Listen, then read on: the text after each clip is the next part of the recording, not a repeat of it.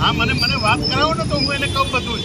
આ માસ્તર જેવાના એ બેહાડી દીધા છે પબ્લિકની અંદર। પોલીસની કોઈ ધાક નહીં, રૂઆબ નહીં, રોફ નહીં, ગુનાની પ્રવૃત્તિઓ કેટલી વધી ગઈ છે, એના માટે કોણ જવાબદાર છે અને શેના પગાર આપવામાં આવે છે પોલીસ તંત્રને?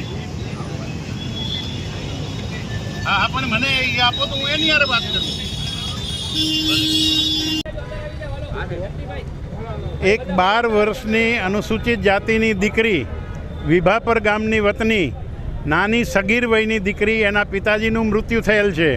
એની માતાજી કચરો, કાગળ, પ્લાસ્ટિક, પતરા એવું ભંગાર વીણવાવાળી બેન છે અને રેલવેની અંદર કામ કરતી હતી। સગીર હોવા છતાં એ કામ કરી અને પોતાના કુટુંબને આવક થાય થોડી એ માટે પ્રયત્ન કરતી હતી।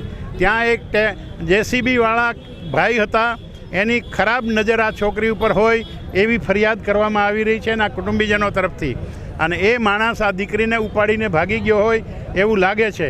40 વર્ષની ઉંમરનો ઢગો છે, 12 વર્ષની દીકરી છે, કદાચ એને બળાત્કાર કરી અને મારી નાખી હોય એવું પણ બની શકે।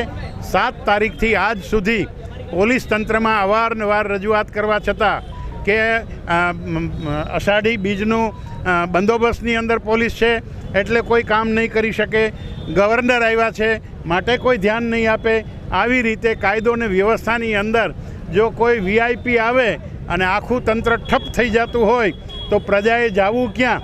આ રીતે ગવર્નરનું બહાનું બતાવી અને આજે 10 દિવસ થયા છતાંય દીકરીની તપાસ કરવામાં આવતી નથી પોલીસ તંત્ર દ્વારા। આ બહુ ગંભીર બાબત છે। એના ઘેરા પ્રત્યાઘાતો અનુસૂચિત જાતિના આખા સમાજ ઉપર પડ્યા છે અને અત્યારે જામનગર જિલ્લા દલિત સમાજ તરફથી આ ધરણાનો કાર્યક્રમ રાખવામાં આવ્યો છે અને એ રીતે અધિકારીઓ પાસે જઈ અને રજૂઆત કરવા માગે છે। અધિકારીની છાપ ને ધાક એવી હોવી જોઈએ, એનો ખોફ અને એની બીક એવી હોવી જોઈએ કે એને કોઈ પણ ગુનેગાર માણસ હોય એ અથવા તો ક્રિમિનલ હોય, હેબિચ્યુઅલ ક્રિમિનલ હોય, એના માટે હદપાર કરવાના, કાગળિયા કરવા માટે ટાઈમ ન બગાડવાનો હોય, પણ એની ધાક અને એના રોફથી જ એ લોકો જિલ્લો છોડી અને બીજા જિલ્લામાં ભાગી જાય એવું વાતાવરણ ઊભું કરવું જોઈએ।